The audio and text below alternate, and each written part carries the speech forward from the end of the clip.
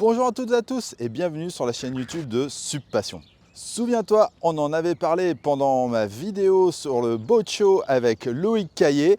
Je teste enfin la nouvelle planche de stand-up paddle gonflable Surf Pistol Alaska X3. Dans cette vidéo, je vais te parler du concept de la planche qui, comme tu le vois, est assez différent de ce qu'on a l'habitude de voir, ses caractéristiques, son comportement sur l'eau, les plus, les moins, ma conclusion, bref, tu vas absolument tout savoir sur cette planche de stand-up paddle gonflable Surf Pistol Alaska X3, c'est parti. Pour commencer, en quoi la X3 est différente des autres planches de stand-up paddle gonflable? C'est vrai que ça fait un petit moment qu'on n'a pas vu d'innovation dans le monde du sup. C'est pourquoi Surf Pistol propose un stand-up paddle triple chambre. Donc comme tu le vois, tu as une grande chambre principale et deux chambres avec deux boudins sur le côté. Alors, à quoi ça peut bien servir? Comme c'est une 11.6 et qu'elle a 3 chambres, elle répond à la norme 246 pour pouvoir aller au-delà de la ligne des 300 mètres des côtes. Les boudins latéraux, dans un premier temps, vont apporter de la stabilité sur la largeur. C'est donc idéal pour les débutants, mais aussi, grâce à ça, tu peux mettre un enfant devant, ça le sécurise un petit peu. Si tu as un chien, si tu veux mettre un sac et autres, c'est bien aussi. Du coup, quelles sont les caractéristiques de ce stand-up paddle? Ce paddle gonflable existe en 11.6 par 30, en 12.6 par 30 ou en 14 par 30. Ils se vendent respectivement 675, 689 et 699 €. Niveau poids, je suis à 11 kg pour cette 11.6. Ce stand-up paddle est fabriqué en drop stitch fusion double couche. La carène fait 30 pouces de large, alors que le pont offre 34 pouces de large également. Du coup, on a une planche qui glisse, mais avec beaucoup plus de stabilité. Tu peux la retrouver et l'acheter directement sur le site Surf Pistol ou alors dans le surf shop à côté de chez toi. Avant de regarder cette planche plus en détail, si tu veux m'encourager à faire toujours plus de vidéos, je t'invite à mettre un pouce vers le haut en cliquant sur le bouton ci-dessous. Ça coûte rien et moi en tout cas, ça permet à YouTube de mettre plus facilement mes vidéos en avant et de te proposer par la même occasion plus de contenu. C'est gratuit, donc par avance, je te remercie. Allez, unboxing. Le paddle tient dans un grand sac noir de transport. Il est composé à l'avant du logo Surf Pistol et de deux sangles de serrage. Il est fabriqué à base de plastique recyclé, ce qui est une très bonne chose. Sur le côté droit, tu as de quoi ranger ta pagaie. À l'arrière, tu as une grande sangle de portage rembourrée pour porter le sac en mode sac à dos et un range-étiquette pour le voyage. Au-dessus, tu as une poignée de portage rembourrée et l'ouverture se fait à l'aide d'une large fermeture zippée. Mais pour une fois, c'est sur la largeur et donc j'aime beaucoup cette ouverture de sac de stand-up paddle. En dessous, tu as des roulettes et à l'intérieur, tu as une poche de rangement pour y mettre ton aileron par exemple avec un petit velcro. J'aurais préféré un velcro sur toute la largeur pour éviter que ça glisse, mais bon, c'est déjà pas mal d'avoir ça. Voilà pour le sac de rangement. Passons au gonflage. Le pack est livré avec une pompe noire double action relativement classique, mais qui fait très bien son job. Sur toutes les pompes, tu as une entrée inflate pour gonfler ton paddle et une entrée deflate qui te permet d'aspirer entièrement l'air à l'intérieur. Tu t'en serviras si tu veux optimiser le rangement de ton stand-up paddle. Ouvre le capuchon de valve de la chambre principale et assure-toi de mettre celle-ci en position de gonflage, c'est-à-dire avec le petit bitonio en position haute. Introduis l'embout du tuyau de pompe dans la valve et tu peux commencer à pomper. Il est conseillé de gonfler la planche entre 15 et 18 PSI.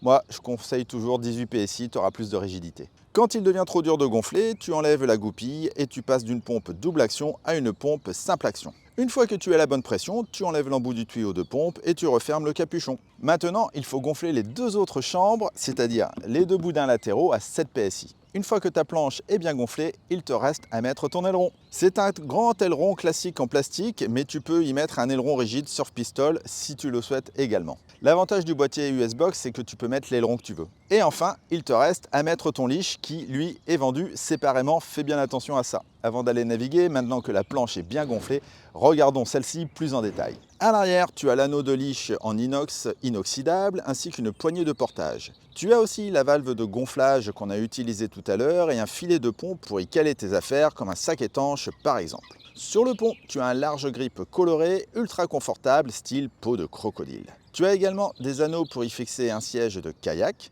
En son centre et au niveau du point d'équilibre, tu as une poignée de portage et deux autres sur les côtés. Mais attention, ça c'est un prototype. Les deux poignées que tu vois là de chaque côté, elles n'existeront plus. Elles seront remplacées par une autre à l'arrière pour pouvoir monter plus facilement sur la planche et encore une autre à l'avant pour qu'un enfant puisse se tenir par exemple. On continue d'avancer et tu as un deuxième filet de pont. Il est tenu par des anneaux inoxydables comme à l'arrière. Et enfin, à l'avant, on a une poignée de portage. Sur les côtés, on a les deux grands boudins qu'on a gonflés tout à l'heure. Je retourne la planche et on a un tail renforcé en plastique rigide. On appelle cela un railing tail. Il est là pour apporter plus de stabilité, rigidifier l'arrière et réduire les turbulences pour gagner en vitesse et favoriser le surf en rajoutant également un petit bout de rail sur le côté. Ensuite, on a un boîtier US Box qui est pliable et qui facilite le rangement. Ça fait déjà 3 ans que Surf Pistol utilise ce boîtier et ils n'ont plus aucun SAV, il est complètement indestructible. Même si on le plie en deux, il ne se casse pas. Donc ça, c'est un petit accessoire qui devrait être sur tous les stand-up paddle gonflables.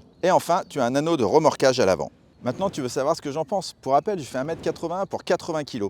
Et quoi de mieux pour te dire exactement mon ressenti que d'aller sur l'eau avec moi. C'est parti. Allez, me voilà sur l'eau, sur ce stand-up paddle Alaska Surf Pistol 11.6. Alors, je suis en lac, sur la base de Saint-Quentin en Yvelines, en région parisienne. Je vais commencer par l'avant de la planche avec le nose. Donc le nose, il est juste bien relevé, juste comme il faut. Il y a quoi? Il y a 10 cm qui ne touchent pas l'eau. C'est ce qui fait qu'on a un léger rocker, ce qui peut être pas mal quand il y a des vagues ou un peu de clapot. Bon, après, il y a la poignée de devant qui sera pratique si tu veux porter la planche à deux, parce que tu as une poignée à l'avant et une poignée à l'arrière. Donc ça, c'est bien. Le filet de pont, j'ai accroché mon trépied et ma caméra dessus. Donc ça a l'air solide en tout cas, j'espère bien. Le grip, bon là j'ai mis les chaussons parce que l'eau elle est à 8 degrés. Donc il fait encore un peu froid, on est en mars-avril, donc l'eau est encore fraîche sur nos lacs. Et en tout cas le grip il fonctionne bien, c'est vraiment sympa d'avoir un grip un peu différent comme ça, en peau de crocodile, peau de serpent, je sais pas trop. Mais ouais, c'est vraiment agréable. En tout cas, je dérape pas du tout parce que j'ai mis les pieds dans l'eau et donc j'ai mouillé la planche. Donc voilà. Après, la largeur. Après, moi, je suis habitué à des planches très fines. Donc là, c'est sûr que j'ai énormément de largeur. Et en termes de sensation, j'ai l'impression d'avoir encore plus de largeur. Et ça, c'est à cause des boudins ou grâce aux boudins. Donc c'est sûr, si tu es débutant, je pense que tu vas vraiment kiffer cette planche. Ça sera peut-être même la meilleure planche pour les débutants. Ou alors si tu vas en milieu agité, en mer. Donc pareil, parce que si... Là je bouge un peu, mais si je fais un peu droite-gauche comme ça, je sens très bien que les boudins, ça vient taper l'eau. Mais ça vient vraiment taper l'eau en hauteur. Donc ça m'apporte une stabilité supplémentaire et je pense que si je sens que je vais tomber, ça va appuyer un peu plus sur l'eau et du coup je vais avoir une stabilité de dingue. Je pense que cette planche elle peut être bien aussi en rivière quand ça bouge. J'ai le vent qui vient de ma droite là, donc tu vois j'ai le clapot, c'est pas grand chose, c'est un petit clapot, c'est stable quoi. Je sens pas que la planche elle va se retourner. J'appuie un petit peu sur le pied du côté du vent et ça me redonne bien l'équilibre. Oh, c'est vraiment très ingénieux ce système, je le redis. Voilà, bon après je vais pas, si j'écarte les pieds, je suis sur une 11.6, je vais avoir les pieds en canard, donc c'est pas comme la Starboard par exemple, qui est une planche étroite sur laquelle tu vas venir mettre tes pieds et caler tes pieds dessus. Là c'est pas du tout fait ça, c'est pas fait pour venir caler ses pieds dessus, même si bon, tu peux toujours le faire si tu veux, mais franchement c'est pas le but. J'ai porté la planche avec la poignée centrale, elle est très agréable avec son néoprène, donc ça c'est chouette. Que dire d'autre? À l'arrière, j'ai mis mon sac étanche dans le filet, il est pile poil à la bonne taille, il fait pile poil la taille de mon sac, donc ça c'est très bien. L'attache de leash, oui, j'aurais pu mettre, après je suis habitué en race, j'aurais pu aussi mettre mon attache de leash à l'avant. Mais bon, peut-être un anneau, peut-être un anneau au niveau de la poignée, ça serait pas mal. Donc voilà, stabilité, franchement, il n'y a rien à dire. Et rigidité, bon, c'est pas la planche la plus rigide. En plus, là, tu vois, je fais tout bouger. Donc c'est pas la planche la plus rigide, mais elle est quand même dans la moyenne haute. Et ça, c'est grâce aux deux boudins latéraux qui rajoutent une rigidité supplémentaire, même s'ils ne sont gonflés qu'à 7 PSI. Donc voilà, franchement, c'est vrai que je pourrais, quand je pars à la pêche en paddle, j'avoue, ça pourrait être pas mal. Parce qu'en plus, je peux accrocher mon matériel de pêche aux deux anneaux. J'ai vachement de stabilité latérale quand je pêche parce que parfois tu te retrouves avec le clapot dans le mauvais sens. Ça apporterait de la stabilité en plus. Donc bon, monsieur Loïc Caillé, Surf Pistol, je vais peut-être garder la planche pour aller au Portugal pêcher le bar avec ça ou en Normandie. Je vais peut-être la garder la planche. Niveau vitesse, allez, on va accélérer un peu. Donc on a la belle étrave devant, je sens pas que ça colle de trop. Les boudins ils touchent pas du tout. Donc ça c'est vraiment bien, hein. Je pensais vraiment que ça toucherait un petit peu plus. Allez, je vais me mettre dans le sens des vagues. Tant pis pour le soleil. Mais ouais, ça surfe même presque un petit peu. Et ça c'est grâce au tail. Non, non, j'avance bien, hein. Je pense que là je suis à 7-8 km/h quoi. Non, non, vraiment aucun problème de vitesse avec cette planche. C'est vraiment très très positif. Les avantages, les plus de cette planche sont pris. Sa fabrication qui est vraiment top. Le sac qui est en matériel recyclé. Une planche, je pense que c'est la planche la plus stable pour une largeur qui n'est pas si grande que ça, mais en termes de sensation, on a l'impression d'avoir une planche vraiment hyper large. Donc une planche passe-partout qui ira aussi bien en lac, sur l'eau plat ou même en rivière par exemple. Des belles couleurs, une déclinaison en 3 tailles, 12-6, 11-6, 12-6 et 14. Dans les axes d'amélioration, sincèrement, je ne sais pas quoi dire. Je trouve qu'il y a un petit peu trop de poignées, même si c'est très bien de vouloir mettre des poignées pour tout le monde. Bon, voilà. Ouais, je trouve que trop de poignées tue la poignée. Voilà, sinon, quoi dire d'autre? Non, franchement, dans les axes d'amélioration, j'aurais pas grand chose à dire de plus. Ah, l'aileron en plastique, c'est vrai que je préfère mettre un aileron rigide. L'aileron en plastique, il a tendance à se balader un petit peu.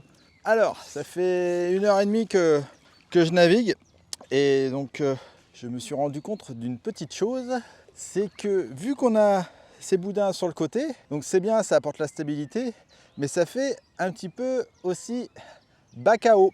Et oui, là je viens de vider un petit peu l'eau parce que j'avais quand même pas mal d'eau stagnante au niveau de mes pieds. Donc en été, quand il fait chaud, c'est pas grave, c'est bien. En hiver, ça veut dire que tu as toujours plus ou moins un petit peu les pieds dans l'eau. Et surtout, mon sac étanche qui est à l'arrière baigne un petit peu. Enfin attention, hein, je ne te parle pas de centimètres, hein, je te parle de millimètres. Hein. Mais mon sac étanche qui est à l'arrière, il baigne un peu dans l'eau. Mais voilà, c'était une petite remarque supplémentaire. Attention, on garde un petit peu d'eau au niveau du pont à cause des 2 boudins latéraux. Et voilà, franchement, je devrais acheter un paddle. Je pense que j'achèterais peut-être bien celui-là en tout cas. En conclusion, ce stand-up paddle Surf Pistol Alaska est un véritable paddle gonflable all-around. Ça veut dire qu'il peut aller absolument partout. En plus, tu peux mettre un siège kayak, tu peux faire de la rivière, naviguer sur les lacs, naviguer en mer. Bref, tu peux parcourir le monde avec ce stand-up paddle. Alors à toi de partir à l'aventure avec lui, en plus à un prix plus que raisonnable pour un paddle de cette qualité. Donc je valide. Voilà, c'est terminé pour cette vidéo. Si tu l'as trouvé utile, n'hésite pas à liker et à partager. Encore merci à Loïc de Surf Pistol de m'avoir envoyé cette planche pour réaliser ce test. Quant à moi, je te dis à très vite pour de prochains tests du monde du stand-up paddle sur Subpassion et du foil sur Foil Magazine. Ciao ciao!